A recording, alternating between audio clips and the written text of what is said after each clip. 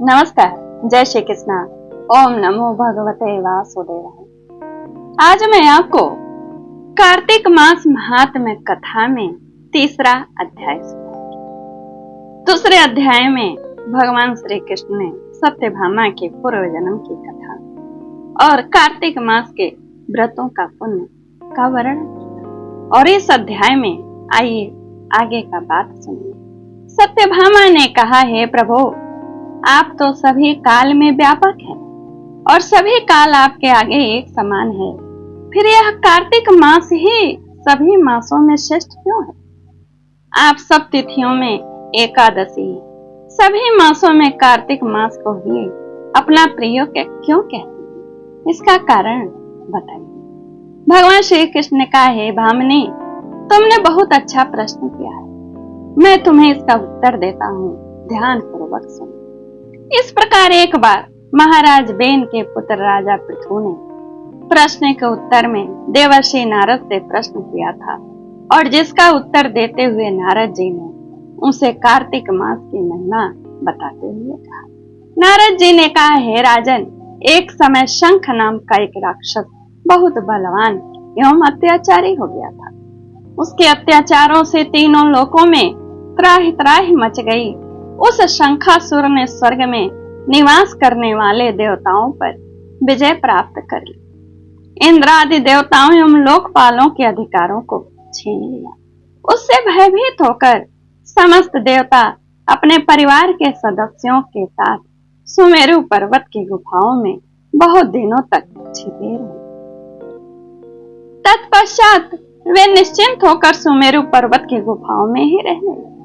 उधर जब शंखासुर को इस बात का पता चला कि देवता आनंद पूर्वक सुमेरु पर्वत के गुफाओं में निवास कर रहे हैं, तो उसने सोचा कि ऐसी कोई दिव्य शक्ति अवश्य है जिसके प्रभाव से अधिकारहीन ये देवता अभी बलवान है। सोचते सोचते वह इस निर्णय पर पहुंचा कि वेद मंत्रों के बल के कारण ही देवता बलवान हो रहे हैं। यदि इनसे वेद छीन लिए जाएं, तो वे बलहीन हो जाएंगे। ऐसा विचार कर शंखासुर ब्रह्मा जी के सत्यलोक से शीघ्र ही वेदों को हर लाया। उसके द्वारा ले जाए जाते हुए भय से उसके चंगुल से निकल भागे वे वेद और जल में समा। शंखासुर ने वेद मंत्रों तथा बीज मंत्रों को ढूंढते हुए सागर में प्रवेश किया, परंतु न तो उसको वेद मिले, न वेद मंत्र और न ही बीज मंत्र।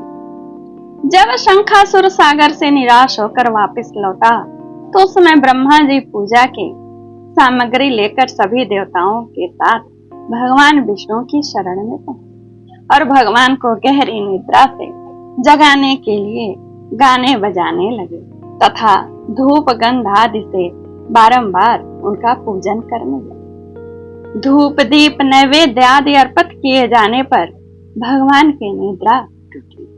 वह देवताओं सहित ब्रह्मा जी को अपना पूजन करते हुए देखकर बहुत प्रसन्न हुए तथा कहने लगे, भगवान विष्णु ने कहा, मैं आप लोगों के इस कीर्तन एवं मंगलाचरण से बहुत प्रसन्न हूँ। आप अपना अभीष्ट वरदान मांगे, मैं अवश्य प्रदान करूंगा। जो मनुष्य अश्विन शुक्ल की एकादशी से देवोत्थान एकादशी तक ब्रह्म मुहूर्त में उठकर मेरी पूजा करेंगे, उन्हें तुम्हारे ही भांति मेरे प्रसन्न होने के कारण सुख की प्राप्ति। आप लोग जो पाद्य, अर्घ्य, आचमन और जल आदि सामग्री मेरे लिए लाए, वे अनंत गुणों वाली होकर आपका कल्याण करेगी। शंखासुर द्वारा हारे गए संपूर्ण वेद जल में स्थित हैं। मैं सागर पुत्र शंखासुर का वध करके उन वेदों को अभी लाए देता हूँ। आज से मंत्र, बीज और वेदों सहित मैं प्रतिवर्ष कार्तिक मास में जल में विश्राम किया करूंगा। अब मैं मत्स्य का रूप धारण करके जल में जाता हूँ। तुम सब देवता भी मुनीश्वरों सहित मेरे साथ जल में हो। इस कार्तिक मास में जो श्रेष्ठ मनुष्य प्रातः काल स्नान करते, वे सब यज्ञ के अवभृत स्नान द्वारा भली भांत नहा लेते। हे देवेंद्र, कार्तिक मास में व्रत करने वालों को सब प्रकार से धन, पुत्र, पुत्री आदि देते रहना, उनकी सभी आपत्तियों से रक्षा करना।